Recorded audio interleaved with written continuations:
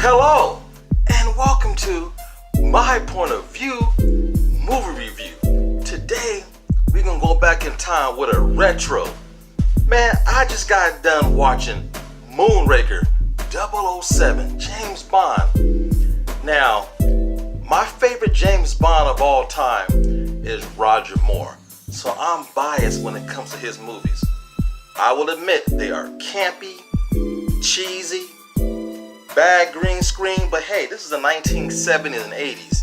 What do you expect? Now, this particular movie, the plot has it, Drake, the antagonist in this movie, he has a plan to commit genocide on Earth, build a space station in outer space, take hundreds of the most beautiful men and women, and start a whole new colony all over again. And that's the master plan of this movie. And James Bond's got to stop it. This movie takes place in France, Rio de Janeiro, California, England, all over the globe, and it ends up in space. These movies are so misogynistic towards women. It is it's horrible, man. The one-liners, the sexual innuendos in these movies are incredible. But back then, this movie came out in 1979. The stunts were amazing. A lot of these stunts were done by real people in real time. It's pretty amazing. But I gotta tell you, the director of this movie must have been the biggest Steven Spielberg fan. Because whenever you punch in a code on the keypad, it goes doo doo doo doo from Close Encounters of the Third Kind. One of the antagonist henchmen in this movie, his name is Jaws. The actor in real life is 7'2". That's as big as Shaquille O'Neal. The man's hands are big as my hands times 2. He goes around with these metal teeth, biting people, biting things, and his name is Jaws. Again, another reference to a Steven Spielberg movie. This movie is so much fun. You can't take it serious. One of the most comedic James Bonds I've ever seen. When it takes place in Italy, they make Italians look like buffoons and idiots. All they do is stumble over each other, make mistakes. They can never catch the good guy. Now, there's a scene in Rio de Janeiro where the bad guy's hiding out. James Bond goes to Rio in a full tuxedo, walking around the city, doing a parade while everybody's in bikinis and half naked. If I'm the bad guy and I'm looking for a double agent or just an undercover agent, tall white man, handsome with a tuxedo, there's the motherfucker agent right there. Stupid as hell. But it's funny, man. It is so funny and so campy. And there's some scenes that are actually really breathtaking, have you on the edge of your seat. And the gadgets in these movies are fantastic. They got boats that turn into hand gliders. They got canoes that turn into motorboats.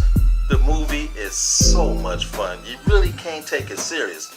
Some of the most beautiful women are always in these James Bond movies. And I count the women he slept with.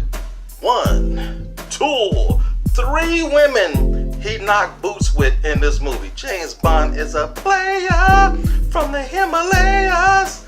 It is horrible. And another henchman in this movie is a little Asian guy, right? He works for Drax. He's always trying to kill James Bond and always fails. At the 45-minute mark of this movie, the Asian guy has James Bond in his midst. James Bond can't get away. But what does the Asian dude do? Before he jumps out to kill James Bond, he yells, "Hi-ya!" James Bond got time to listen, respond, turn around, and karate chop his ass to the neck.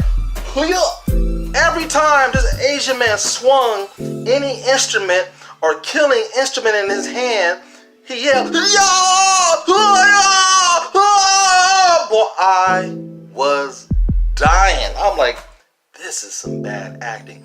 I guess Asian guys couldn't talk back then. All they did is yell before they hit you. And Roger Moore is the king of karate chopping. He karate chopping in places that it shouldn't hurt. In the belly button, motherfucker, really? You gotta watch this movie. There's a scene on the gondola in Rio that's breathtaking. Again, there was no CGI back in the 70s. Lots of green screen. Some of it is good and some of it is terrible. And sometimes the body doubles they use is obvious. Sometimes the body doubles are actual dummies hanging on string and being pushed somewhere. It's freaking hilarious. But hey, it's Roger Moore and it's James Bond. You can't get enough of 007. If you say it like you're from the hood, it's not 007, it's 007. Go back in time to 1978 and relive some of Roger Moore's best moments in 007's James Bond, Moonraker. And yo, it's just my point of view.